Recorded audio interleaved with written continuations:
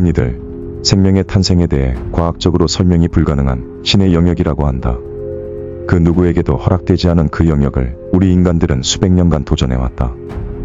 자연의 순리를 어기고 새로운 생명을 창조해내려는 인간들의 도전은 역사적으로 계속 이어져 왔고 먼 미래에 이르러서야 결국 인간들은 신의 영역에 도달하였다.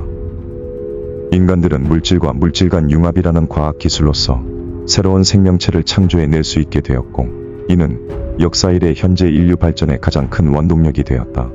특히 외계 생명체와 우주 행성들을 연구하는 UMC 센터에서는 이 융합이라는 기술을 특별한 목적으로 사용하였는데 온 우주에 존재하는 신적인 존재들로부터 인류를 지키기 위해 그들의 유전자들로 새로운 생명체를 창조하는 일명 게놈 비욘드 프로젝트를 비밀리에 진행하였다. 그렇게 수십 년간 수집한 초월체들의 유전자로 실험을 이어간 결과 그들의 힘에 대응할 수 있는 새로운 개체들을 만들어내는 성과를 낼 수 있었고 대표적으로 UMC A320001 코드명 보안요원, UMC A020-031 코드명 파랑이 등과 같이 인간에게 우호적이고 강력한 개체들을 만들어내 인류를 지켜가고 있었다. 이 게놈 비욘드 프로젝트로 인해 인류는 보다 안전하고 쉽게 우주를 조사하는 데 많은 기여를 하였지만 이런 긍정적인 성과 이면엔 또 다른 위험 요소를 만들어내기도 하였다. 이 게놈 비욘드 프로젝트의 모든 유전자 융합이 성공적으로 끝나진 않았고 보통 1000번의 융합에 한 번 성공할까 말까한 극악의 확률로 실험이 이루어졌다.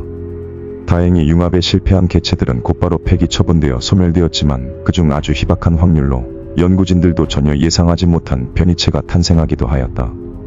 UMC 연구진들은 이 실패한 변이체에 폐기 코드를 부여하고 즉시 폐기 처리하였고 대부분의 폐기 대상들은 관리자인 코드명 UMC A3200-001 보안요원에 의해 쉽게 처리되었다.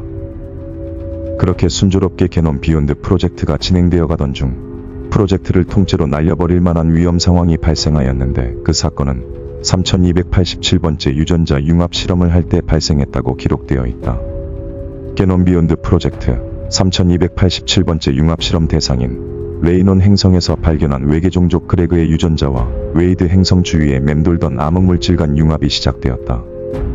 그로부터 약 64시간이 지나자 곧 크레그의 혈액과 암흑물질이 합쳐지며 새로운 물질이 창조되기 시작했고 그 과정을 지켜보던 연구진들은 일제히 성공을 예상하는 듯 기대로 가득 찬 얼굴들을 하고 있었다. 그렇게 곧 성공을 코앞에 두고 있던 그때였다. 서로 합쳐진 새로운 물질 주위로 강한 폭풍이 몰아쳤고 그 물질은 주위 모든 것을 빨아들이기 시작했다. 마치 아주 작은 블랙홀처럼 말이다. 곧 그 주위로 모든 것들이 강하게 빨려 들어가며 어떠한 형체가 형상화되기 시작했다. 융합된 그 물질은 여러 존재들이 뒤섞인 듯한 괴기스러운 형상으로 변해가고 있었고 그 형체가 마치 슬라임처럼 특정한 형태가 정해지지 않은 불규칙한 액체처럼 말로는 설명하기 어려운 형태로 변해갔다. 또한 그 공격성이 너무도 강해 유리창 너머 연구진들만 보면 달려드는 모습을 보였다. 하여 연구진들은 목표했던 결과물이 아닌 저 존재에 대해 폐기 처분에 들어가기 전 다각면의 실험을 진행하기로 결정하였다. 그로부터 수일간 비공식적으로 저 실패한 유전자에 대한 특별 실험이 이어졌는데 어렵지 않게 이 존재의 특징들을 발견할 수 있었다.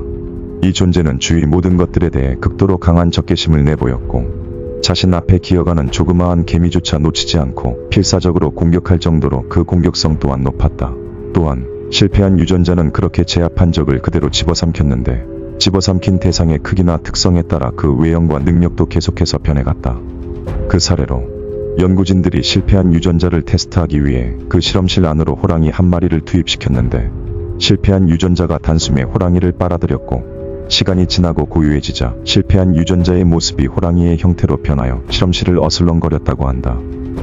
연구진들은 이런 실패한 유전자에게 흥미로움을 느꼈지만 통제가 전혀 되지 않는 점 때문에 결국 실패한 유전자를 폐기 처분하기로 결정하였다.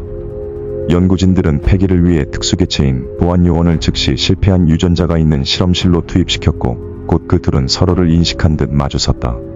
자신 앞에 선 보안요원을 적으로 인식한 실패한 유전자는 맛있는 먹이를 발견한 것 마냥 격하게 흥분하며 폭주하기 시작했고 순간 실패한 유전자의 몸에서 수백 개의 촉수가 튀어나와 일제히 마주한 보안요원을 향하였다. 하지만 보안요원의 능력 때문인지 그 날카로운 촉수들은 보안요원에게 닿기도 전에 부풀어 올라 일제히 터져버렸다. 뒤이어 보안요원은 곧바로 실패한 유전자의 본체를 공격하였고 그의 본체도 마찬가지로 보안요원이 내뿜은 그 압력을 못 이기고 증발하듯 터져버리고 말았다. 그렇게 생각보다 쉽게 상황이 종료되고 보안요원이 연구실을 빠져나가려던 그 찰나 뒤에서 들려오는 심상치 않은 소리에 보안요원이 뒤를 돌아보았다. 보안요원이 뒤를 돌아 목격한 광경은 믿을 수 없게도 방금 전 산산조각 났던 실패한 유전자의 형체가 다시 원상복구되어 더욱 괴기스러운 형체로 보안요원을 다시 공격하기 시작한 것이었다.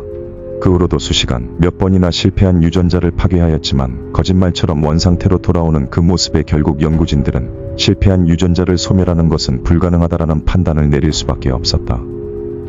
수많은 논의 끝에 연구진들은 실패한 유전자를 완벽하게 소멸할 방법을 찾을 때까지 무기한 격리 절차에 들어가기로 하였다.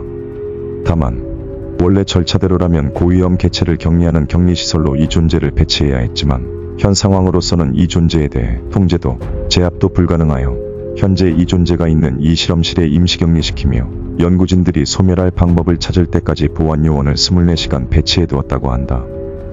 세간에는 이처럼 인류를 지키기 위해 인간 스스로가 만들어낸 이 생명체가 오히려 인류를 멸망시키는 존재가 될지에 대해서는 순전히 UMC 연구진들의 손에 달려있다고 입을 모아 말하고 있다고 한다.